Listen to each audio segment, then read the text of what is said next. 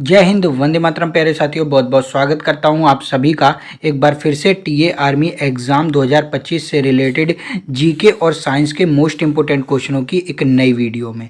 आज की वीडियो में भी दोस्तों हमें टीए आर्मी एग्ज़ाम से रिलेटेड जीके और साइंस के मोस्ट इंपोर्टेंट क्वेश्चनों को कवर करने वाले हैं, तो वीडियो में लास्ट तक जरूर से बने रहिएगा। ये क्वेश्चन आपको एग्ज़ाम में देखने को मिलेंगे, तो लास्ट तक क्वेश्चन को देखिएगा और हर क्वेश्चन का आंसर आपको नोट करके याद भी करते चलना है। तो चलिए आज की वीडियो की शुरुआत करता हूं, लेकिन उससे पहले आप सभी को एक बात बता दूं दोस्तों, ये जो वीडियोस मैं लेके आ रहा हूँ आप सभी के लिए, टीए आर्मी एग्ज़ाम बिल्कुल फ्री ऑफ कॉस्ट वीडियो लेकर आ रहा हूँ। इसमें कोई भी आपको फीस पे करने की ज़रूरत नहीं है, ना ही कोई आपको दोस्तों पेड बैच खरीदने की ज़रूरत है। बिल्कुल फ्री ऑफ कॉस्ट क्वेश्चन मैं आप सभी को करा रहा हूँ। तो इसलिए दोस्तों आप सभी से एक अनुरोध करता हूँ, मैंने एक नया चैनल बनाया है क्रिएटर एज के नाम से, और इस चैनल पर आपको दोस्तों मोटिवेशन से रिलेटेड वीडियोज़ देखने को मिलेंगी। दूसरी बात, इसमें आपको YouTube से रिलेटेड वीडियोस देखने को मिलेंगी। YouTube टिप्स एंड ट्रिक्स लेकर आऊँगा, तो इस चैनल पर जाइएगा, इस चैनल को ज़रूर से सब्सक्राइब कर लीजिए, क्योंकि ये सारी जो वीडियोस मैं लेके आ रहा हूँ टीए आर्मी से रिलेटेड एकदम फ्री ऑफ कॉस्ट लेकर आ रहा हूँ। तो आप सभी से केवल यही एक अनुरोध है कि इस चैनल पर जाइए और चैनल को सब्सक्राइब कर लीजिए। आज दोस्तों इस चैनल पर 19 सब्सक्राइबर जुड़ चुके हैं, तो आप सभी जल्दी से जल्दी इसको दोस्तों 100 कंप्लीट कर दीजिए। ठीक है, आपसे केवल इतना ही अनुरोध मैं करूंगा। चलिए आज के वीडियो की शुरुआत करते हैं, और दोस्तों हमें टीए आर्मी एग्जाम से रिलेटेड वेरी इंपॉर्टेंट क्वेश्चनों को देखते हैं। लेकिन उससे पहले चैनल पर नए हो तो चैनल को एक बार सब्सक्राइब जरूर से कर लीजिएगा, क्योंकि डेली दोस्तों आपको 12 बजे चैनल पर वीडियोस देखने को मिलती है टीए आर्मी एग्जाम से रिलेटेड, जिसमें हम वेरी इंपॉर्टेंट क्वेश्चनों को कवर करते हैं। दूसरी बात, वीडियो अगर आपको अच्छी लगे तो अपने वीडियो को लाइक करके अपने दोस्तों में वीडियो को शेयर भी कर दीजिएगा। चलिए आज के वीडियो की शुरुआत करते हैं। तो दोस्तों टीए आर्मी एग्जाम से रिलेटेड पहला क्वेश्चन आप सभी के सामने आ चुका है। पहला क्वेश्चन में पूछा गया है कि who was the founder of Ghadar party. Very important question है, who was the founder of Ghadar party. यदि आप सभी ने कल की वीडियोस देखी है मेरी, जो कल मैं वीडियो लेकर आया था, उस वीडियो में इस क्वेश्चन को मैंने भली भांति आप सभी को कराया था, और यदि आप हर क्वेश्चन को याद करते चल रहे हैं तो इसका आंसर आप सभी ने दे भी दिया होगा कि गदर पार्टी के संस्थापक कौन थे। तो मैंने आप सभी को कराया था लाला हरदयाल। लाला हरदयाल ने गदर पार्टी की स्थापना करी थी। डेट मैंने आप सभी को बताया था कि कब करी थी, तो डेट एक बार फिर से बता देता हूं दोस्तों, 15 जुलाई सन 1913 ईस्वी में, 15 जुलाई 1913 में दोस्तों गदर पार्टी को स्थापना करी गई थी। गदर पार्टी का फाउंडर बने थे लाला हरदयाल। ठीक है, याद रखिएगा। दूसरी बात आप सभी को मैं बता दूं, जितने भी क्वेश्चन मैं कवर आपको करा रहा हूं, ये क्वेश्चन टीए आर्मी से रिलेटेड वेरी इंपॉर्टेंट क्वेश्चन है, तो हर वीडियो को लास्ट तक जरूर से देखा करिए, और जो क्वेश्चन आपको याद ना हो उनको नोट करके याद जरूर से करते रहिए, ताकि जब भी आपको एग्जाम में क्वेश्चन देखने को मिले तो आप बिना गलती के आंसर दे पाएं। ठीक है, चलिए यहाँ पर दोस्तों लाला हरदयाल के बारे में हमने बात करी, इन्होंने गदर पार्टी की स्थापना करी थी। अब आपसे स्वामी दयानंद सरस्वती के बारे में पूछता हूँ। स्वामी दयानंद सरस्वती से रिलेटेड क्या एग्जाम में पूछा जाता है, आपसे पूछा जाएगा कि आर्य समाज की स्थापना किसने करी थी। किसकी दोस्तों? आर्य समाज की। मैं इंग्लिश में नोट करूंगा क्योंकि आप सभी को समझ में आ जाए। आर्य समाज की स्थापना किसने करी थी? तो आर्य समाज की स्थापना स्वामी दयानंद सरस्वती के द्वारा करी गई थी। 1875 में इन्होंने आर्य समाज की स्थापना करी थी। ठीक है, उसके बाद लास्ट में राजा राम मोहन राय का नाम आया है। राजा राम मोहन राय, इन्होंने किस समाज की स्थापना करी थी? तो राजा राम मोहन राय से रिलेटेड नोट करिएगा। इन्होंने दोस्तों, राजा राम मोहन राय ने ब्रह्म समाज की स्थापना करी थी। ब्रह्म समाज की स्थापना करी थी। ठीक है। और ब्रह्म समाज भी एग्जाम में कई बार बनता है, तो नोट जरूर से करिएगा। कब करी थी? 1828 में इन्होंने ब्रह्म समाज की स्थापना करी थी। ठीक है। राजा राम मोहन राय को और क्या कहा जाता है, मैं कई बार बता चुका हूं। राजा राम मोहन राय को भारतीय पुनर्जागरण का जनक, आपसे पूछेगा कि भारतीय पुनर्जागरण का जनक किसे कहते हैं, तो वो थे राजा राम मोहन राय। ठीक है, वेरी इंपॉर्टेंट नाम है, नोट कर लेना है।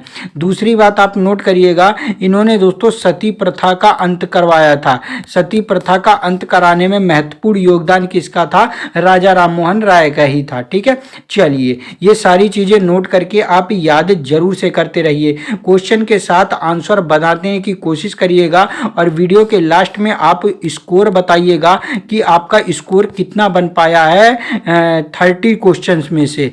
ठीक है, जरूर से। चलिए अगला क्वेश्चन है आप सभी को, किस नगर को सिराजे हिंद कहा जाता है? Which city was called Siraje Hind? कौन सा आंसर राइट हो जाएगा? Which city was called Siraje Hind? देखिए सिराजे हिंद किस सिटी को कहा जाता है, तो राइट आंसर हो जाएगा ऑप्शन आपका सी, जौनपुर को। किसको कहा जाता है? जौनपुर को सिराजे हिंद के नाम से जाना जाता है। अब मैं बात करूं कि जौनपुर है कहां पर, तो आपको याद रख लेना है जौनपुर कहां पर है दोस्तों। जौनपुर आपका यूपी में पड़ जाता है। कहां पर? उत्तर प्रदेश में। उत्तर प्रदेश में एक जगह का नाम है जिसे दोस्तों जौनपुर कहा जाता है। ठीक है, यदि आपसे मैं बात करूं कि जौनपुर किस नदी के किनारे स्थित है, ये जो जौनपुर है किस रिवर के साइड में है, कौन सा आंसर राइट होगा? तो रिवर का नाम आपको याद रख लेना है, गोमती रिवर। कौन सी रिवर है? गोमती रिवर। गोमती रिवर इस रिवर के साइड में है ये दोस्तों जौनपुर, याद रखिएगा। ठीक है, अब मैं आपसे पूछूं कि इसका फाउंडर कौन था, यानी जौनपुर की स्थापना किसने करी थी, संस्थापक कौन था? तो याद रख लेना है इसका संस्थापक तुगलक वंश का शासक था। किस वंश का शासक था? तुगलक वंश का शासक था और नाम था उसका फिरोज शाह तुगलक। क्या? फिरोज शाह तुगलक, ये नाम आपको याद रख लेना है। इसी ने जौनपुर की स्थापना करी थी। ठीक है, चलिए नेक्स्ट क्वेश्चन है आप सभी का, भारत के कितने राज्य नेपाल के साथ सीमा साझा करते हैं? How many states of India share border with Nepal? कौन सा आंसर राइट होगा? How many states of India share border with Nepal? कौन सा आंसर राइट होगा? देखिए नेपाल के साथ मैं बात करूं कितने राज्य हैं, तो 5 स्टेट हैं। नोट करिएगा कितने स्टेट हैं? 5 स्टेट हैं जो अपनी बॉर्डर को साझा करते हैं, बॉर्डर को शेयर करते हैं। ठीक है, अब कौन कौन से हैं नोट करिएगा। सबसे पहले आपका आता है उत्तर प्रदेश। सबसे पहले आपका आता है उत्तर प्रदेश। ठीक है, उसके बाद आप नोट करिएगा आपका आता है उत्तराखंड। कौन सा आता है? उत्तराखंड। उत्तराखंड के बाद नोट करिएगा आपका आता है बिहार। बिहार के बाद नोट करिएगा सिक्किम। सिक्किम के बाद नोट करिएगा एक और बचता है आपका जिसका नाम है वेस्ट बंगाल। तो ये जो 5 राज्य हैं, ये 5 स्टेट हैं, ये क्या करते हैं? अपने बॉर्डर को शेयर करते हैं किसके साथ? नेपाल के साथ। ठीक है, अब आपसे पूछ ले कि इनमें से सबसे ज्यादा कौन सीमा साझा करता है? इन 5 स्टेट्स में से सबसे ज्यादा कौन सीमा साझा करता है? तो सबसे ज्यादा सीमा साझा करता है हमारा यूपी। ठीक है, कौन सा? उत्तर प्रदेश। ठीक है, और सबसे कम कौन सी सीमा साझा करता है? तो सबसे कम है दोस्तों आपका वेस्ट बंगाल। ठीक है, कौन है सबसे कम? वेस्ट बंगाल। यदि मैं आपसे पूछ लूं कि उत्तर प्रदेश नेपाल के साथ कितनी सीमा बनाता है, तो नोट करिएगा 651 किलोमीटर। और वेस्ट बंगाल कितनी बनाता है? तो 1960 है क्या? 96 दोस्तों किलोमीटर ये सीमा बनाता है। ठीक है, चलिए नेक्स्ट क्वेश्चन की तरफ बढ़ेंगे। क्वेश्चन आपका 4 है, what is the coast of Kerala called? यानी जो केरला का तट है उसको क्या कहा जाता है? नोट करके बताइएगा केरल के तट को क्या कहा जाता है? What is the coast of Kerala called? कौन सा आंसर राइट होगा? देखिए राइट आंसर नोट करिएगा ऑप्शन ए मालाबार तट। मालाबार कोस्ट दोस्तों कहा जाता है केरला की को। ठीक है, अब यहां पर इंपोर्टेंट आपको नोट करा देता हूं, नोट करिएगा। ठीक है, कोरोमंडल कोस्ट किसको कहा जाता है? ये आपका तमिलनाडु का है। किसका है? तमिलनाडु का। ठीक है, नोट करिएगा, बहुत इंपोर्टेंट करा रहा हूं। उसके बाद कोकन कोस्ट किसको? महाराष्ट्र के। महाराष्ट्र और गोवा, महाराष्ट्र और गोवा। ठीक है, उसके बाद एक और पूछा जाता है, आपसे पूछेगा उत्कल तट। ठीक है, कौन सा तट पूछेगा? आपसे पूछेगा उत्कल कोस्ट। ठीक है, तो ये आप नोट करिएगा किससे रिलेटेड है? उत्कल उड़ीसा से रिलेटेड है। ठीक है, उड़ीसा। उसके बाद आपसे एक और पूछता है, वेरी इंपॉर्टेंट है, जिसे हम कोनार बोलते हैं। क्या बोलते हैं? कोनार। ये कोनार कोस्ट किससे रिलेटेड है? तो कोनार कोस्ट आपका रिलेटेड है कर्नाटका से। किससे? कर्नाटका से रिलेटेड है। ठीक है, चलिए ये जितने भी करा रहा हूं नोट करके अच्छी तरीके से आपको लर्न कर लेना है। नेक्स्ट है आपका, after how many years the Rajya Sabha is dissolved, यानी जो राज्यसभा होती है उसको कितने वर्षों के बाद भंग किया जाता है? After how many years the Rajya Sabha is dissolved. कौन सा आंसर राइट होगा? देखिए 2 इयर्स गलत हो जाएगा, 3 इयर्स गलत हो जाएगा, 5 इयर्स गलत हो जाएगा। आपका राइट आंसर हो जाता है ऑप्शन है डी, इनमें से कोई नहीं। मैंने आप सभी को बताया था जो हमारी राज्यसभा होती है, जो हमारी राज्यसभा होती है वो स्थायी सदन नहीं है, वो क्या है? एक स्थायी सदन है। इसे कभी भी भंग नहीं किया जाता है। ठीक है, तो ये चीज आपको याद रख लेनी है। यदि राज्यसभा के भंग के बारे में आपसे कोई भी क्वेश्चन एग्जाम में पूछे, डिसॉल्व्ड के बारे में कोई भी एग्जाम में पूछे, तो इनमें से कोई नहीं आपको टिक करना है, क्योंकि राज्यसभा क्या है? एक स्थायी सदन है। वेरी इंपॉर्टेंट आपको नोट करना है। राज्यसभा आर्टिकल 80 में आपको देखने को मिल जाता है। ठीक है, वो बहुत जरूरी है, याद रख लीजिएगा। कितना? आर्टिकल 80 में हमारे कॉन्स्टिट्यूशन के। और मैं बात करूं कि राज्यसभा कितने मतलब इसका कार्यकाल 6 इयर्स का होता है। ठीक है, ये भी आपको याद रखना है। आपसे ये पूछ ले कि वर्तमान में प्रेजेंट टाइम में राज्यसभा में कितने सदस्य हैं, तो नोट करिएगा 245 सदस्य वर्तमान में हैं, जिसमें से 233 आपके क्या हैं? सदस्य ये चुनाव के द्वारा आए हैं, और 12 सदस्य के कौन कौन है? राष्ट्रपति के द्वारा मनोनीत किए गए हैं। ठीक है, चलिए नेक्स्ट क्वेश्चन की तरफ बढ़ेंगे। अगला क्वेश्चन है, राज्य पुनर्गठन आयोग के अध्यक्ष कौन थे? Who was the chairman of the state reorganisation commission. आपसे पूछ रहा है कि who was the chairman of the states और रीऑर्गेनाइजेशन कमीशन, यानी जो राज्य पुनर्गठन आयोग है इसके अध्यक्ष कौन थे? कौन सा आंसर राइट होगा?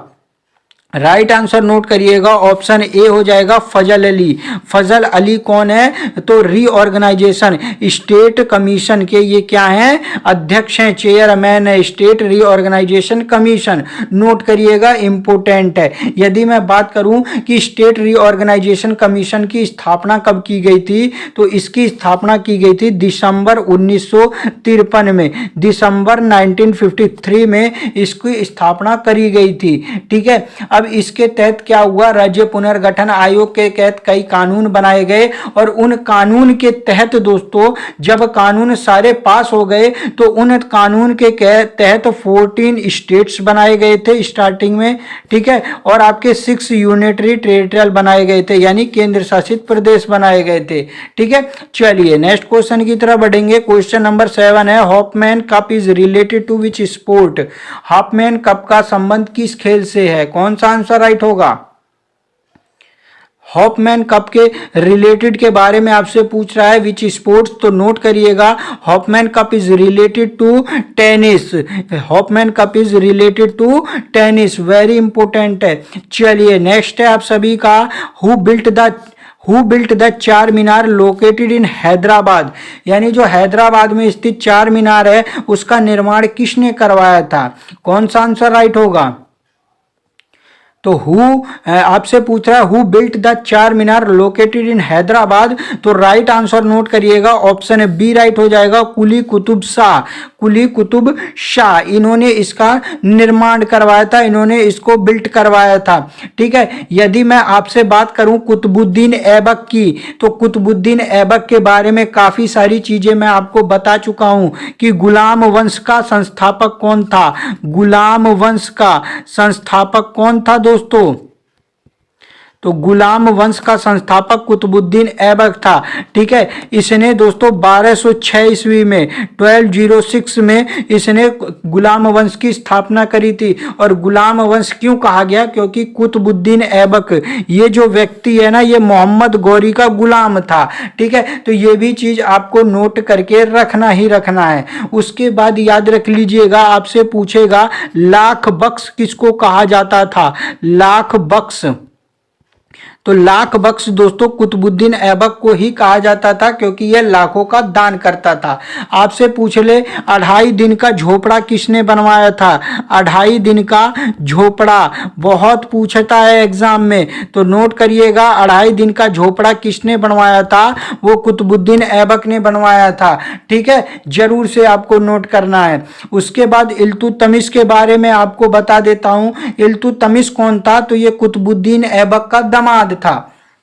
ठीक है, इल्तुतमिश जब गद्दी पर बैठा तो इसने अपनी राजधानी क्या बनाई? दिल्ली बनाई। इसीलिए दोस्तों गुलाम वंश को क्या बोला जाता है? दिल्ली सल्तनत का पहला वंश माना जाता है। ठीक है, इल्तुतमिश के बारे में ये चीज आपको याद रख लेना है। उसके बाद याद रख लीजिएगा, मैं आपसे बात करूं बलबन के बारे में, तो बलबन ने दोस्तों नवरोज पर्व आपसे पूछेगा कि पारसी धर्म का, ये किस धर्म का था? पारसी धर्म का था। और किसने शुरू करा था? तो बलबन ने शुरू करा था। ये आपसे पूछा जाता है। आपसे पूछा जाएगा एक इंपॉर्टेंट चीज, रक्त एवं लोह नीति। रक्त एवं लोह नीति किसने अपनाई थी? तो रक्त एवं लोह नीति को अपनाने वाला व्यक्ति बलबन था। ठीक है, चलिए नेक्स्ट क्वेश्चन की तरफ बढ़ेंगे। क्वेश्चन 9 है आपका, धार्मिक स्वतंत्रता का अधिकार किस अनुच्छेद में आता है? Right to religious freedom comes in which article? क्या right to religious freedom comes in which article? यहां पर आपसे आर्टिकल पूछ रहा है, तो याद रख लीजिएगा राइट टू रिलीजियस किस में आता है? आर्टिकल 25 आपका राइट आंसर हो जाएगा, आर्टिकल 25। ठीक है, अब यहां पर हमसे आर्टिकल 17 के बारे में दिया है, तो याद रख लीजिएगा आर्टिकल 17 किस चीज से रिलेटेड था? अस्पृश्यता का अंत। किसका? अस्पृश्यता का अंत। ठीक है, अनटचेबिलिटी, अनटचेबिलिटी के अंत के बारे में बताया गया है। उसके बाद आर्टिकल 15 क्या बोलता है? कि धर्म, जाति, लिंग और जन्म स्थान के आधार पर किसी में भेदभाव नहीं किया जाएगा। ठीक है, आर्टिकल 30 क्या बोलता है? अल्पसंख्यकों में शैक्षणिक संस्थान, यानी जो अल्पसंख्यक हैं उनके लिए शैक्षणिक संस्थान की व्यवस्था करना आर्टिकल 30 के तहत बताया गया है। ठीक है, चलिए नेक्स्ट क्वेश्चन की तरफ बढ़ेंगे। क्वेश्चन 10 है आपका, what is the combined stream of Ganga and Brahmaputra called? कौन सा आंसर राइट होगा? What is the combined stream of Ganga and Brahmaputra called? जो गंगा और ब्रह्मपुत्र की है धारा, संयुक्त धारा, उसको क्या कहा जाता है? कौन सा आंसर राइट होगा? देखिए इस क्वेश्चन का राइट आंसर नोट करिएगा, ऑप्शन है सी दोस्तों, मेघना। मेघना क्या है? ये गंगा और ब्रह्मपुत्र की संयुक्त धारा है। ठीक है, अब यहां पर पद्मा आया है, तो पद्मा को दोस्तों क्या कहा जाता है? बांग्लादेश में पद्मा, गंगा नदी को पद्मा के नाम से जाना जाता है। ठीक है, और बांग्लादेश में ब्रह्मपुत्र नदी को जमुना के नाम से जाना जाता है। ठीक है, ब्रह्मपुत्र नदी को जमुना के नाम से और गंगा नदी को पद्मा के नाम से बांग्लादेश में जाना जाता है, नोट करिएगा। ठीक है, चलिए नेक्स्ट क्वेश्चन की तरफ बढ़ेंगे। क्वेश्चन आपका 11 आ चुका है, लेकिन उससे पहले जिसने भी वीडियो को लाइक नहीं करा है वो एक बार वीडियो को लाइक कर दे, अपने दोस्तों में एक बार वीडियो को शेयर भी कर दे, और चैनल को जिसने अभी तक सब्सक्राइब नहीं करा है मेरे भाई, जल्दी से चैनल को सब्सक्राइब करके नोटिफिकेशन बेल को ऑल पर सेट जरूर से कर दो। दूसरी बात बोलूंगा कि मैं ये सभी वीडियोस आपके लिए बिल्कुल फ्री ऑफ कॉस्ट लेके आ रहा हूं, बिल्कुल फ्री ऑफ कॉस्ट। इसमें आपको कोई भी फीस पे करने की जरूरत नहीं है, ना ही आपको कोई पेड बैच खरीदने की जरूरत है, ना ही आपको कोई पेड बैच खरीदने की जरूरत है। बिल्कुल फ्री ऑफ कॉस्ट वीडियोस मिलेंगी चैनल पर, जिससे आप अपनी तैयारी अच्छी तरीके से कर सकते हैं। लेकिन आपसे केवल एक ही अनुरोध करूंगा, मेरा दूसरा चैनल है क्रिएटर एज के नाम से, मेरा दूसरा यूट्यूब चैनल है क्रिएटर एज के नाम से, जिसकी लिंक आपको कहां मिल जाएगी, इस वीडियो के डिस्क्रिप्शन में। जल्दी से जाइए और उसको चैनल को सब्सक्राइब कर लीजिए। उस पर इस समय प्रेजेंट टाइम में 19 सब्सक्राइबर जुड़ चुके हैं, और इसको जल्दी से दोस्तों 100 तक पहुंचाइए। आप सभी से केवल इतना ही मैं अनुरोध करूंगा, ठीक है, इतना ही आपसे बोलूंगा कि जल्दी से जल्दी 100 सब्सक्राइबर टीम फॉलो मतलब सब्सक्राइबर जल्दी से करवा दीजिए, ठीक है। उस पे आपको motivation, YouTube tips and tricks की वीडियोस देखने को मिलेंगी, तो चैनल को उसको जरूर से सब्सक्राइब करके अपना प्यार और सपोर्ट देते रहिए। चलिए क्वेश्चन की तरफ बढ़ेंगे। क्वेश्चन 11 है आपका, who is the present minister, who is the present minister of road transport and highways. आपसे पूछ रहा है कि वर्तमान में कौन सड़क परिवहन और राजमार्ग मंत्री है। तो राइट आंसर इसका नोट करिए, आप सभी को पता है कि नितिन गडकरी। कौन है? नितिन जयराम गडकरी वर्तमान में क्या है? Minister of road transport and highways, ठीक है। अब यहां पर नाम आया एस जयशंकर का। एस जयशंकर कौन है दोस्तों? एस जयशंकर जल्दी से बताइए। तो एस जयशंकर क्या है? विदेश मंत्री हैं। क्या है? विदेश मंत्री, विदेश मंत्रालय इनके पास है। नरेंद्र सिंह तोमर कौन है? देखिए Narendra Singh Tomar member of Madhya Pradesh legislative assembly, ठीक है। पीयूष गोयल, पीयूष गोयल से रिलेटेड याद रख लीजिएगा, ministry of industry and supply of India. क्या? Ministry of industry and supply of India, ठीक है, ये जरूर से याद रख लीजिएगा, पीयूष गोयल से रिलेटेड। चलिए नेक्स्ट क्वेश्चन की तरफ बढ़ेंगे। क्वेश्चन आपका 12 है, मीन मबक्कम अंतरराष्ट्रीय हवाई अड्डा कहां स्थित है? Where is the Meenambakkam international airport located? कौन सा आंसर राइट होगा? तो मीन मबक्कम जो इंटरनेशनल हवा आपका एयरपोर्ट है ना, वो कहां पर स्थित है? राइट आंसर नोट करिएगा, ऑप्शन आपका ए हो जाता है चेन्नई में। कहां पर है दोस्तों? चेन्नई में। चलिए नेक्स्ट क्वेश्चन की तरफ बढ़ेंगे। क्वेश्चन आपका 13 है, what is the coldest planet? What is the coldest planet, यानी विच इज द, सॉरी दोस्तों, which is the coldest planet हमसे पूछा है। सबसे ठंडा ग्रह कौन सा है? तो राइट आंसर नोट करिएगा, सबसे ठंडा ग्रह यूरेनस है। कौन सा है? Uranus is the right answer, ठीक है। अब आपसे पूछ ले कि सबसे बड़ा ग्रह कौन सा है, तो सबसे बड़ा ग्रह जुपिटर है। सबसे छोटा ग्रह कौन सा है? मर्क्यूरी है, ठीक है, जरूर से आपको नोट करना है। आपसे पूछे सबसे बड़ा उपग्रह किसका है, तो जुपिटर का ही है, जिसका नाम है गैनीमीड। क्या नाम है दोस्तों? गैनीमीड, ठीक है, ये इसके उपग्रह का नाम है, नोट कर लीजिएगा। चलिए नेक्स्ट क्वेश्चन की तरफ बढ़ेंगे। अगला क्वेश्चन है, where is the image of which object form in the human eye? कौन सा आंसर राइट होगा? Where is the image of which object formed in the human eye? जो हमारी मानव आंख होती है, वो किस वस्तु का प्रतिबिंब कहां पर बनाती है? कौन सा आंसर राइट हो जाएगा? किसी वस्तु का प्रतिबिंब कहां पर बनता है? पुतली पर, पपिल पर, आइरिस, रेटिना? कौन सा आंसर राइट होगा? देखिए जो हमारी ह्यूमन आईज होती है ना, ये ऑब्जेक्ट का इमेज कहां पर बनाती हैं? तो आइरिश पे बनाती हैं। ऑप्शन आपका बी राइट आंसर हो जाएगा, ठीक है। चलिए नेक्स्ट है आप सभी का, who was the founder of all India Harijan federation? कौन सा आंसर राइट हो जाएगा? Federation. Who was the founder of all India Harijan federation? अखिल भारतीय हरिजन महासंघ के संस्थापक। तो इसका राइट आंसर नोट करिएगा, काफी आसान है, इसको याद जरूर से रखिएगा, इंपॉर्टेंट है, इसको दोस्तों आप स्टार बना के नोट कर लीजिएगा। ठीक है, यदि मैं बात करूं राइट आंसर की तो ऑप्शन डी राइट हो जाएगा, महात्मा गांधी। महात्मा गांधी ने ऑल इंडिया हरिजन फेडरेशन की स्थापना करी थी। ठीक है, जरूर से आपको याद रख लेना है, इंपॉर्टेंट है। और कब करी थी, तो इसकी स्थापना इन्होंने करी थी 1932 में। कहां पर करी थी, तो दिल्ली में करी थी। कहां पर, दिल्ली में। ठीक है, चलिए नेक्स्ट है आप सभी का, who was the first agriculture minister of India. Who was the first agriculture minister of India. यहां पर हमसे पूछ रहा है कि भारत के प्रथम कृषि मंत्री, भारत के प्रथम कृषि मंत्री कौन थे। तो राइट आंसर नोट करिएगा, क्या हो जाएगा, राइट आंसर नोट करिएगा, ऑप्शन आपका ए राइट हो जाएगा, doctor Rajendra Prasad. Doctor Rajendra Prasad first agriculture minister थे इंडिया के। ठीक है, इंपॉर्टेंट है, नोट करिएगा। ये कब बने थे, तो 1946 में। कब बने थे, 1946 में, ये भी आपको नोट कर लेना है। ठीक है, अब यहां पर कुछ और नाम भी आए हैं, वो भी मैं आपको बता देता हूं। ठीक है, सबसे पहले बलदेव सिंह नाम याद रख लीजिएगा, ये क्या थे, डिफेंस मिनिस्टर थे। क्या थे, फर्स्ट डिफेंस मिनिस्टर थे। ठीक है, ये बाद में जाके फाइनेंस मिनिस्टर भी बने थे, लेकिन पहले ये डिफेंस मिनिस्टर थे, ये भी आपको याद रख लेना है। ठीक है, उसके बाद Shanmukham Chetty, Shanmukham Chetty first finance minister थे। क्या, फर्स्ट फाइनेंस मिनिस्टर।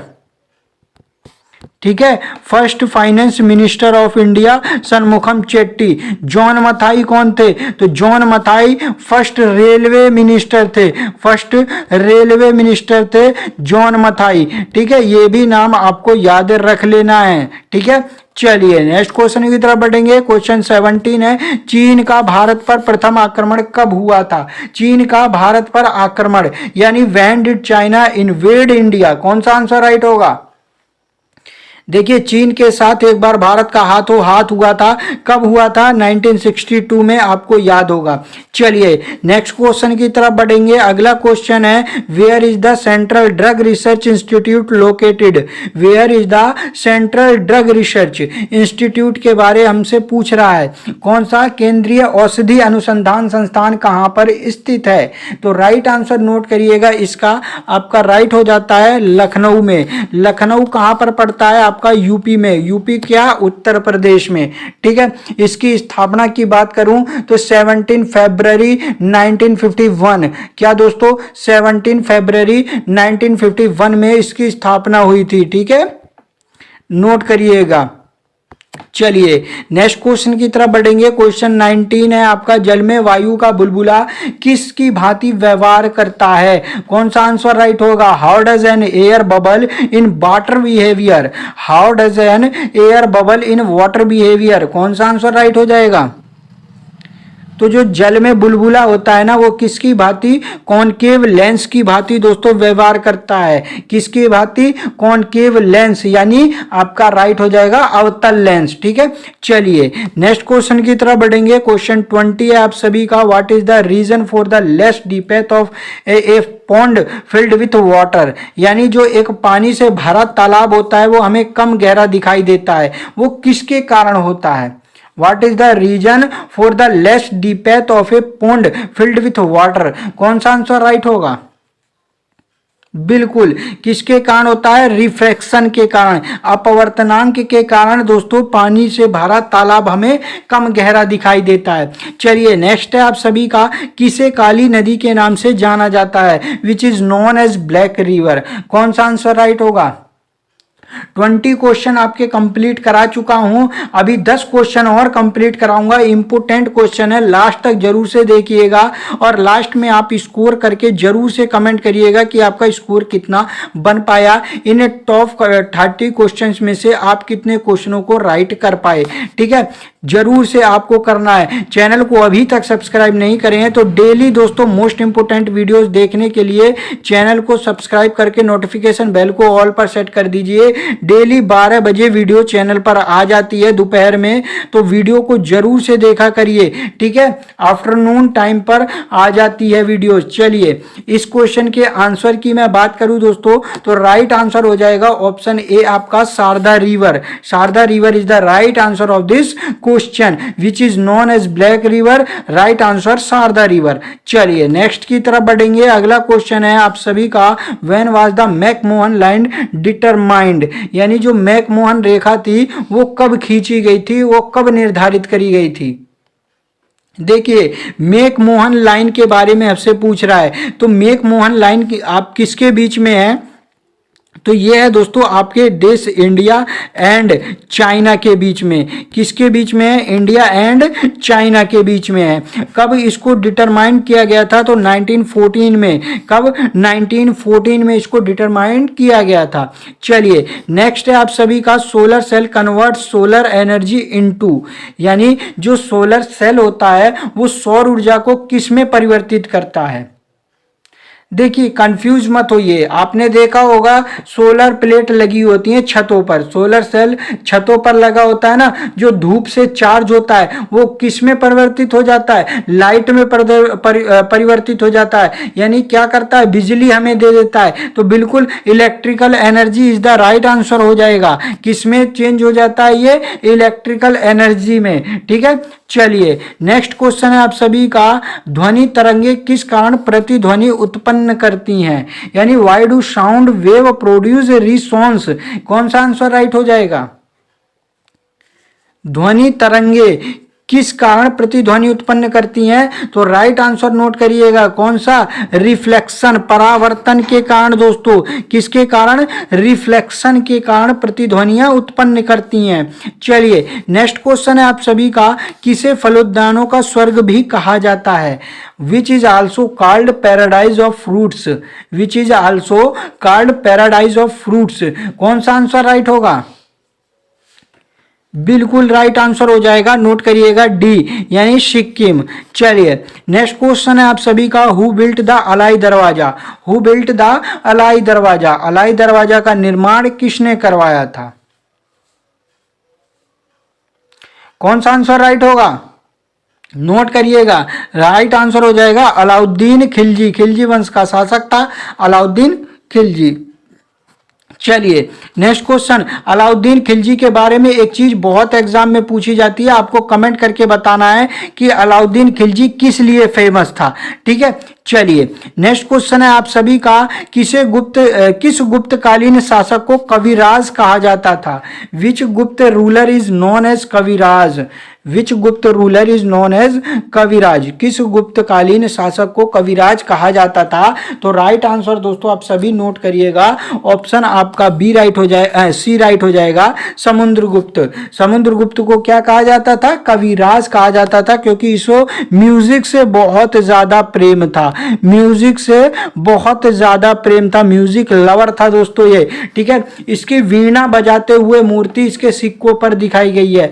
आपसे पूछेगा कि भारत का नेपोलियन किसे कहा जाता था, भारत का नेपोलियन, भारत का नेपोलियन किसे कहा जाता था, तो याद रख लीजिएगा भारत का नेपोलियन समुद्रगुप्त को ही कहा जाता था, इंपोर्टेंट है।